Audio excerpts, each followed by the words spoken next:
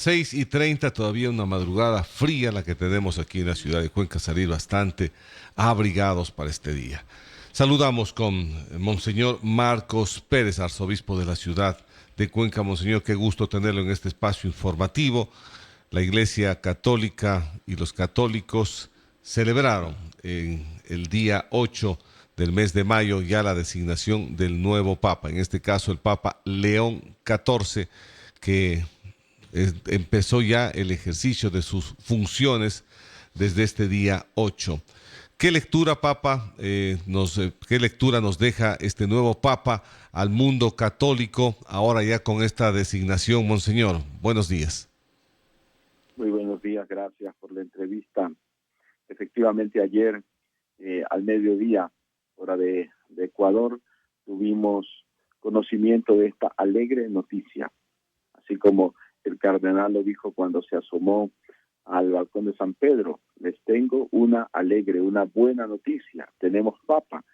Era pues la noticia esperada durante tantos días después de la muerte del querido Papa Francisco. Los cardenales se reunieron primero en congregaciones generales y ahora ya estos últimos 2 días en cónclave. Un cónclave que creíamos que iba a ser largo por el número de participantes y por la nacionalidad de la cultura tan diversa de los miembros de este equipo. Pero fue una gran sorpresa. Dios nos dio, los cardenales, un signo y un buen ejemplo de lo que significa diálogo, comunión, participación, encontrarse, ponerse de acuerdo, cosa que en el mundo, en nuestra sociedad y en el mundo político sobre todo, nos cuesta muchísimo ponernos de acuerdo, escuchar y tomar decisiones. Y eso fue lo que pasó ayer. Los cardenales, iluminados por el Espíritu Santo, hablaron, decidieron, votaron, y ahora pues ya tenemos a un nuevo pontífice que no estaba en la lista de los favoritos de muchos, pero sin embargo estaba en el corazón de Dios. Un cardenal de nuestro continente, el segundo papa que da al continente americano, y esta vez pues con estas características: norteamericano, peruano, norteamericano, pero que conoce la realidad de nuestra tierra, de Sudamérica, y ha trabajado muchísimo con los pobres y necesitados. Por eso es una alegría grande, motivo más que suficiente para dar gracias a Dios por este regalo. Monseñor, ¿cómo se hace o cuál es el procedimiento para la designación de un nuevo papa? ¿Cómo escogen los nombres? ¿Cómo la gente hace las votaciones dentro de este cónclave? Hablamos de los cardenales, en este caso también tuvimos a nuestro cardenal representante del Ecuador en este cónclave. Y ahí estuvimos representados todos los ecuatorianos por medio de Monseñor Cabrera, Luis Cabrera, y ellos pues se reúnen. Este es el cónclave, un acto pues de profunda fe, son hombres de Dios, es una responsabilidad grande, podemos decir que es un acto eclesial, religioso, en el que se debe dejar a un lado cualquier otro criterio que no sea el criterio del Evangelio, dejarse guiar más por el Señor.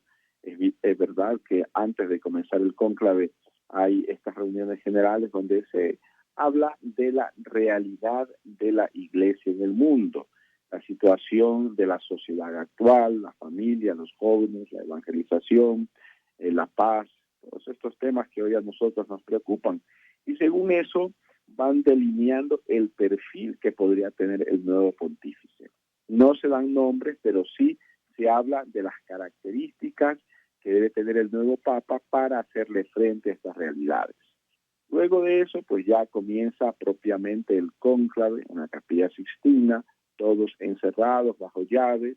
Allí ya cada uno en conciencia y ante Dios, pues va emitiendo su voto libremente. Por eso las primeras votaciones, pues seguro que allí saldrán muchos nombres, y poco a poco en la segunda, tercera, cuarta votación, ya como que van resumiéndose los nombres, van quedando unos cuantos, y hasta que al final pues quedarán 2 o 3 con los que se hace la elección. Quien tenga las 2/3 es el que gana la elección, y eso fue lo que pasó. Tenía que tener creo que más de 89 votos, y eso lo consiguió el cardenal Prevost, con el apoyo seguro de América, de toda América, porque él tiene él es de América del Norte, pero también con el apoyo y la cercanía de América del Sur. Dicen que toda América se fue hacia él y también gran parte de África. Entonces ya ahí se consiguieron los votos y pudimos tener un nuevo papa. ¿Qué considera usted o qué desafíos pastorales considera que tendrá que enfrentar el Papa León XIV en un momento histórico dentro del mundo católico? Bueno, el nombre escogido dice mucho ya. Nos recuerda al anterior León XIII, este papa que estuvo pues al final del siglo XIX y comienzos del siglo XX, hasta 1903. Fue un largo pontificado y muy fructífero. Entonces el Papa León XIII se caracterizó justamente por la relación con las cosas nuevas, con las nuevas realidades de aquel tiempo, sobre todo con el mundo obrero, donde pues solamente hacían presencia otros grupos, ideologías diversas, como en este caso el socialismo, el comunismo, que entraba con fuerza en el mundo obrero. Entonces, el Papa, viendo esa realidad, pues dice, los obreros son hijos de Dios, son padres y madres de familia, necesitan la orientación de la iglesia, ellos son católicos, entonces comienza a trabajar en ese aspecto y emite una encíclica muy bonita, que hasta hoy es famosa, la primera encíclica social en la iglesia, la famosa Rerum Novarum. Entonces esto quiere decir que el Papa actual, al escoger ese nombre, de alguna manera se inspira en este Papa anterior famoso en la iglesia y también él quiere, digamos así, incursionar, iluminar estas nuevas realidades, por ejemplo, el mundo digital, dar así un nombre, entrar allí a evangelizar, a llevar la buena nueva a diversos lugares, periferias existenciales que a veces son olvidadas por nosotros, por la misma iglesia, ¿no? Entonces quiere tal vez el hombre una iglesia donde se trabaje más en la pastoral, más en la atención a los pobres, más que en la burocracia o en otros aspectos que no es que sean malos, pero no son prioritarios. Entonces, aquí vemos en el nombre nomás todo un plan de trabajo de León XIV. Monseñor, ¿quién es el que escoge el nombre? ¿El Papa que es electo o la Iglesia Católica le designa ya este nombre? Una vez que el cardenal Prevost, en este caso, es elegido por mayoría, le preguntan si acepta, porque siempre se cuenta con la libertad del elegido. ¿Aceptas este cargo, esta misión pastoral? Si el hombre dice sí, se le hace otra pregunta, que ¿qué nombre deseas llevar? Entonces es el elegido el que también escoge el nombre con el que va a ser conocido ya como sumo pontífice. Entonces en este caso fue decisión plena y libre del cardenal Robert Francisco Prevost. ¿Cree usted que su elección va a marcar una continuidad? ¿Habrá un cambio respecto al pontificado anterior del Papa Francisco? Bueno, recordemos que nuestro Papa actual fue designado obispo, Chiclayo, y luego cardenal por el Papa Francisco. Quiere decir que el Papa le conoció y le cautivó la forma de trabajar que tenía este hombre como misionero en el Perú.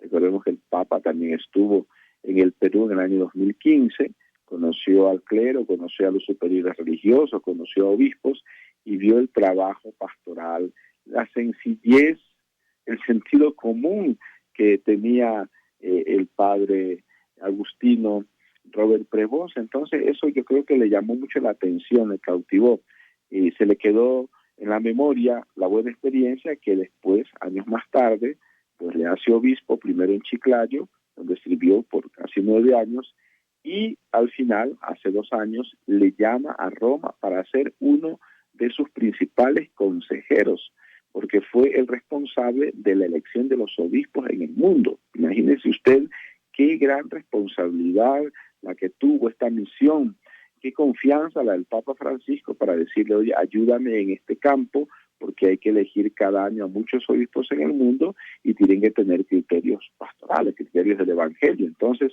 se ve que hay esa relación de amistad, de fraternidad muy cercana entre el Papa actual y el Papa Francisco. ¿Qué temas considera usted que deberían ser prioritarios para el Papa en esta nueva agenda? Por ejemplo, cito el tema de la paz, que me parece sumamente importantísimo, la justicia social, la sinodalidad, entre otros temas. ¿Qué cree usted que debería priorizar en su agenda el Papa?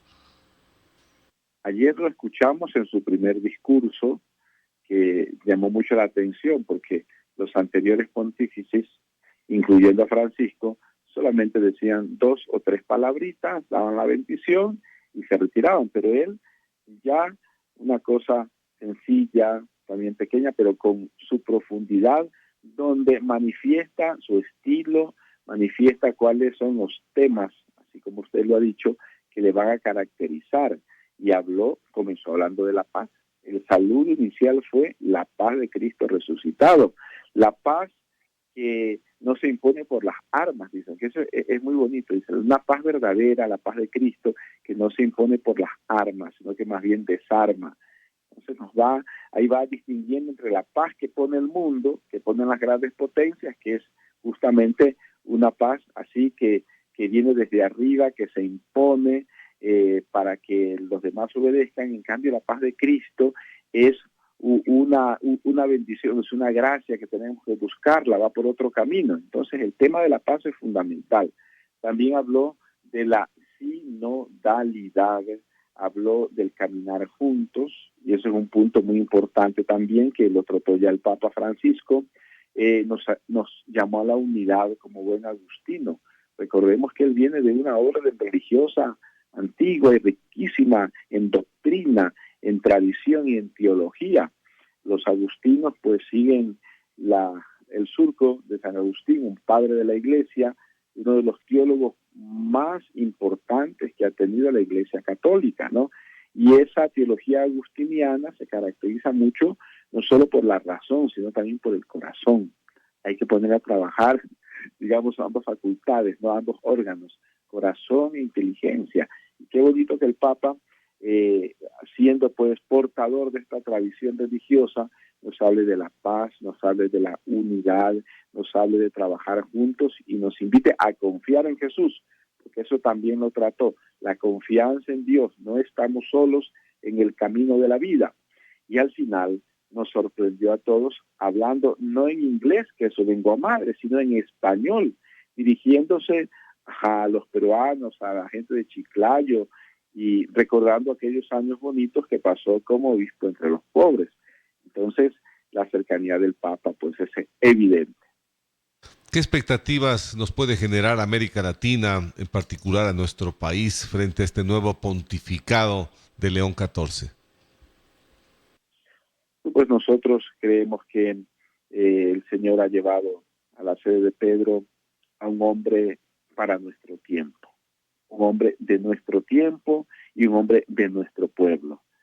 El Papa, el León XIV, pues se lo ve un hombre de Dios, como dijo, un hombre muy cercano que genera expectativas, muchas esperanzas en el pueblo, especialmente en Latinoamérica, aquí en el sur, donde hay tantas dificultades. Es el continente de la esperanza, el continente más católico del mundo, pero también donde hay mucha inequidad, mucha pobreza, unos pequeños círculos de riqueza excesiva y unos cinturones inmensos de miseria. Entonces, tenemos a un Padre que nos entiende, que nos conoce, nos ama, y seguro que siempre al hacer sus documentos, sus discursos, al tomar decisiones, va a tener en cuenta la realidad de la Iglesia en América y en el mundo.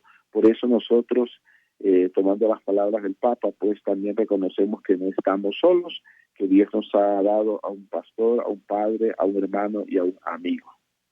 Hablando de la historia de los papas, León revisaba información, Monseñor, y dice que históricamente los papas que han llevado el nombre de León han tenido perfiles fuertes. ¿Cree que este nuevo papa se inspira en alguno de esos perfiles en particular? Bueno, pues sabemos lo que significa la palabra león y en el mundo, bueno, en el mundo animal, digamos, ¿no? Que León es el rey de los animales, es el rey de la selva, siempre se impone por su grandeza, ¿no? Así mismo, pues en la historia de la Iglesia hemos tenido a grandes pontífices con este nombre, ya 14. Recordemos al primero, San León Magno, en el siglo V, que él se hizo famoso y grande, que Magno significa grande. San León Magno, el primero que llevó ese nombre, tuvo que enfrentar una situación muy difícil en Europa, la lucha contra grupos de gente de afuera, la guerra contra los hunos, contra los bárbaros que querían destruir a toda aquella Europa heredada del Imperio Romano, sobre todo llegar a las puertas de Roma, y cómo el Santo Padre, con fortaleza espiritual, intelectual y de todo tipo, le hizo frente a esa invasión de los hunos y pudo él, Atila, la invasión de Atila, y pudo él sacar adelante la iglesia, salvar a la iglesia de Roma de aquel asedio terrible que se les venía encima. Por eso usted no se equivoca cuando habla del carácter, de la fortaleza, del temple que han tenido estos hombres de Dios, los papas que han llevado el nombre justamente de León, ¿no? Ahora, pues también hay que hacerle frente a muchos problemas. La guerra no es cosa fácil, las desigualdades, la injusticia, y el Santo Padre tiene que actuar para defender a sus hijos. ¿Cómo puede influir la visión que va a tener ahora el Papa León XIV en las iglesias y específicamente aquí en las iglesias locales de nuestra cuenca? Bueno, como ustedes se dan cuenta, a la entrada de la iglesia catedral hay dos escudos. El escudo del arzobispo actual y al otro lado está el escudo del Santo Padre. En este caso estaba pues el escudo del Papa Francisco. Ahora, cuando ya conozcamos el escudo que va a caracterizar al Papa León, se reemplazará el anterior de Francisco por el de León XIV. Es un detalle que ya lo descubriremos en su momento. Y también pues en todas las oficinas de la curia arzobispal, en las iglesias parroquiales, ordinariamente ya los sacerdotes adquieren, se les da una imagen oficial, una foto oficial del nuevo pontífice. Y también en las misas ya no se dirá unidos con el Papa Francisco, sino unidos como iglesia con el Papa León, los obispos de todo el mundo y los pastores. Entonces, si hay esos cambios donde ahora ya se invoca el nombre del nuevo Papa y se lo pone siempre en cada misa en manos de Dios para que haga el papel y cumpla con la misión que el Señor le ha encomendado. Muchas gracias, Monseñor Pérez, por haber estado aquí en la W. ¿Qué llamado haría usted ya finalmente a los fieles católicos ante este nuevo tiempo, este nuevo reto que enfrenta la Iglesia Católica bajo el Papa León XIV? Bueno, como cristianos debemos dar gracias a Dios por el nuevo pontífice, comprometer nuestras oraciones, nuestras sinceras peticiones por los frutos de su pontificado, demostrarle nuestro cariño y cercanía, también escuchando y valorando su enseñanza, su magisterio, con la intención de poner en práctica lo que él como Padre nos enseñe a todos. Y lo que enseña el Santo Padre siempre es el Evangelio puesto en práctica, pues según las realidades que nos toca vivir. Entonces, yo creo que ese es el compromiso de todo cristiano de la Iglesia y especialmente pues de esta Iglesia de Cuenca, que con ilusión saluda al nuevo pontífice. Muchísimas gracias, Monseñor. Buenos días. A usted, buen día, bendiciones. Gracias a Monseñor Marcos Pérez, arzobispo de la ciudad de Cuenca, entrevistado aquí en exclusiva en la W, para conocer cuáles son las impresiones también que tiene aquí el arzobispo de la ciudad de Cuenca y también la posición que ha tenido Cuenca, Ecuador, frente al anuncio ya del nuevo Papa León XIV.